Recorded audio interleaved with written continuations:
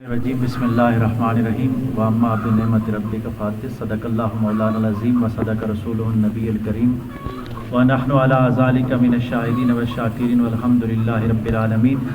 ببرکۃ ان اللہ وملائکتہ یصلون علی النبی یا ایھا الذین آمنوا صلوا علیہ وسلموا تسلیما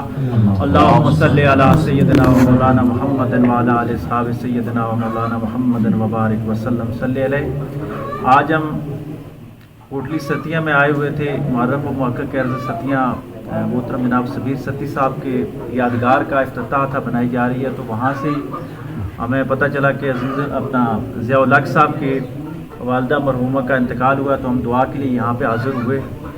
اور ساتھ ہی ہمارے مرشد کریم آج بن کی وادی میں بھی تشریف فرما ہے، تو بڑی نسبتیں آج جمع ہیں جس طرح انہوں نے بھی فرمایا، اور میں سمجھتا ہوں کہ یہ حضرت علامہ مولانا ضیاء الحق ستی صاحب راولپنڈی میں ہمارے علاقے کی پہچان ہے کہ بڑی خوبصورت انداز کے ساتھ شکریال میں کافی عرصے سے یہ جمعہ پڑھا رہے ہیں، اس کے علاوہ بھی، اور یہ کرم ہے ان پہ کہ ان کے والد صاحب اور ان کے والدہ صوفیاء کے ساتھ محبت فرمایا کرتے تھے۔ میں نے اپنے والد صاحب سے ان کا تذکرہ کیا، انہوں نے ایک دفعہ گاؤں سے گئے تو وہاں جمعہ پڑھا، تو انہوں نے کہا جی میں ان کے والد صاحب کو جانتا تھا کہ وہ ریاڑی میں سبزار صاحب کے یہاں خادم تھے، تو ہم نے سنا ہے کہ جو اللہ والوں کی خدمت کرتے ہیں تو پھر ان کی جو اولادیں ہوتی ہیں وہ رسول اللہ صلی اللہ علیہ وآلہ وسلم کے دین کے خادم بن جاتے ہیں۔ تو یہ ہماری خوش بختی ہے کہ آج ہم مرحومہ کی دعا کے لیے آئے، اور یقیناً ان کی دعا ہماری مغفرت کی دعا بن جائے گی۔ میں مختصر بات کرتا ہوں، علامہ غیاث ظفر صاحب بھی تشریف فرما ہے، علامہ حافظ کاشف صاحب بھی تشریف فرما ہے، تو بس اتنی سی بات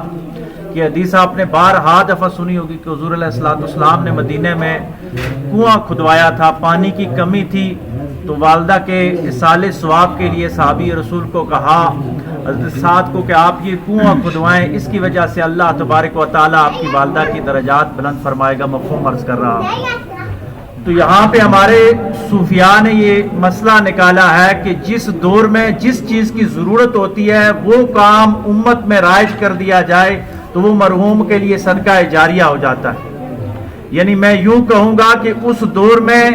مدینے میں ظاہری پانی کی کمی تھی، اور ظاہری پیاس بجھانے کے لیے حضور علیہ السلام نے کنواں کھدوانے کا حکم دیا۔ آج 21ویں صدی میں ظاہری پانی تو منرل واٹر کی صورت میں مل رہا ہے، لیکن آج روحانی پیاس زیادہ ہو گئی ہے۔ آج روحانی پیاس کو بجھانے کے لیے ہمارے صوفیاء نے فرمایا کہ اصالِ ثواب کا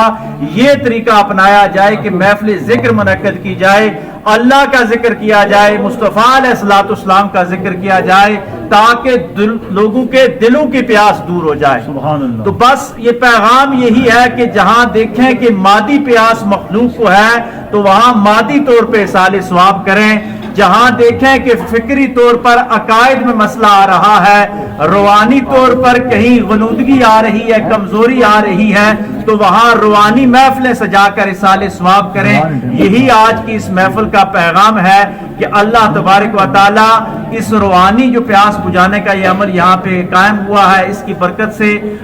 علامہ ضیاء الحق صاحب کے والد اور ان کی والدہ دونوں کے درجات کو بلند سے بلند تر فرمائے، اور ان کی وجہ سے اللہ تبارک و تعالیٰ ہماری بھی بخشش فرمائے۔ اسی پہ یہ اختتام کرتے ہیں، وآخر دعوانا ان الحمد للہ رب العالمین۔